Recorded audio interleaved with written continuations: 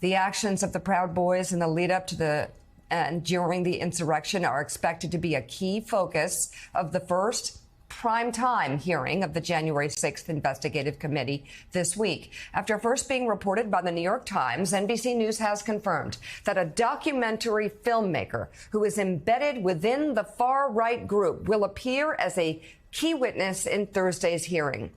Footage from Nick Quested here, shot the night before the attack, shows a meeting in an underground parking garage just blocks away from the Capitol between Proud Boys leader Enrique Tarrio and Oath Keepers founder Stewart Rhodes. This video is being used as government evidence in a case against one of the accused January 6 participants and was released at the request of NBC News.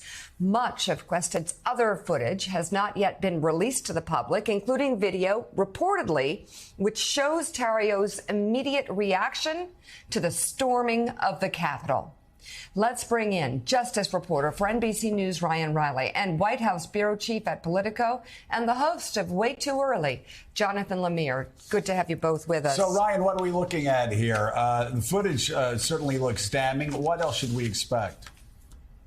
Yeah, so he was embedded with the Proud Boys. There's a film crew along with the Proud Boys, and they followed this individual into this parking garage where the head of the Oath Keepers and the head of the Proud Boys were meeting on January 5th. And this was the day that Enrique Tarrio was supposed to be leaving because he was released from jail following his arrest in January, and his phone was taken, so he didn't have a way to really communicate at that point. It took the government about a year to actually end up cracking the code to his phone. So this is before he leaves D.C. and he's headed to Baltimore, and he spent his time in Baltimore during the actual Capitol attack. But this film crew is in the Proud Boys all throughout January 6th, and they have really, really compelling footage from the front lines showing this attack. They show that initial breach of the barricade on January 6th and how the Proud Boys were involved in that. And what's really interesting is, they followed them all the way throughout. The Proud Boys were sort of undercover on January 6th. They weren't wearing their typical uniform. So this footage is really valuable in connecting the dots between this pre-planning that we saw and then what actually happened on January 6th, because they were with this group and, following them around, even though they weren't wearing necessarily what you would expect the Proud Boys to wear when they typically show up to rallies across the country.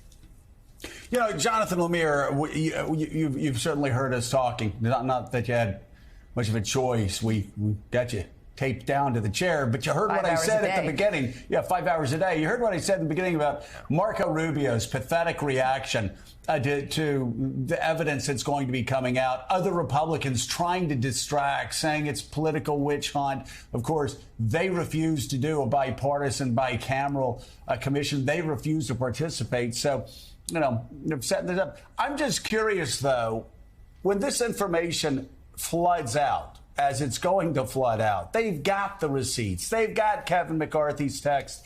They've got the video. They've got these conspiracies taking place. They've got the testimony of Donald Trump's people saying that he was thrilled by watching rioters beat the hell out of cops, that he would actually rewind in the dining room off the Oval Office to see the most violent parts of the insurrection and keep watching it like he was watching a play from a football game. Like, what is the what is the reaction of Republicans on Capitol Hill, the anticipation of Republicans on Capitol Hill?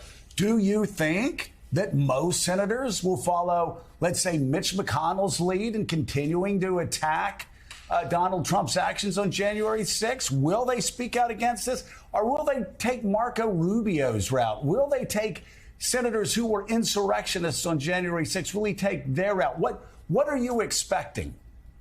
Well, those of us who have lived with this for so long feel like there's not much more we can learn about January 6th. But that's not what the committee is banking on here. They believe there are a lot of Americans who, of course, remember that day, horrified by that day, but have largely moved on with their lives. we certainly know the number of challenges we've all faced since then. And they feel like these hearings kicking off Thursday in prime time are the moment to seize their attention again and remind them what happened and show them new things, to shake some sense of them and go, look, this is what happened, and it can happen again if we're not careful here. And that's the belief. And we're the only Republicans there are, Representative Kinzinger, who is already announced he won't be seeking re-election, Representative Cheney, who is in a tough re-election fight. So that's the only token bipartisanship here, because the rest of the Republicans don't want to be involved. And what they're banking on is that people won't pay attention, that people will stay in their own media silos and they won't look at this. And I think it's telling that the broadcast Thursday evening, not on Fox News, which has about 3 million people watching primetime, but rather Fox Business, which has a fraction of that. So there's a sense here that the right and the Republicans are going to try to downplay what comes. But if the testimony is explosive enough, the committee is banking on, they will have no choice but to pay attention. And Ryan, that's where I want to go back to you on this. If I were a member of a far-right group thinking to overthrow the government, I probably wouldn't invite a documentary film crew along for that. But yet we do have this footage now. We have this filmmaker who's going to be part of the testimony on hearings on Thursday. What are some revelations? What's the committee hinting at in terms of the show, the compelling show they can deliver for the American people? Yeah, I mean, it's interesting. Also, Roger Stone had a documentary crew following him around that day as well. In this footage, the footage that's come out so far from this crew that was following around the Proud Boys, there is this moment, and a couple of moments actually, where the camera sort of waved off and told to go away. So there's like these key moments where clearly something was happening that they didn't want documented necessarily. But this was a longer relationship. This was someone who had been documenting them for a long time throughout the a number of rallies around the country had been documented by this crew. So it was someone that had like an ongoing relationship with them. It wasn't as though he just came in at the last minute and said, hey, let's film exactly what we're doing on January 6th. There was a long-standing relationship here. So I think that what's going to be interesting to look at from the perspective of this new video is really what it shows, those connections between, this long-standing plot and involve all these people who have been followed by this film crew before and been shot in various capacities. Because,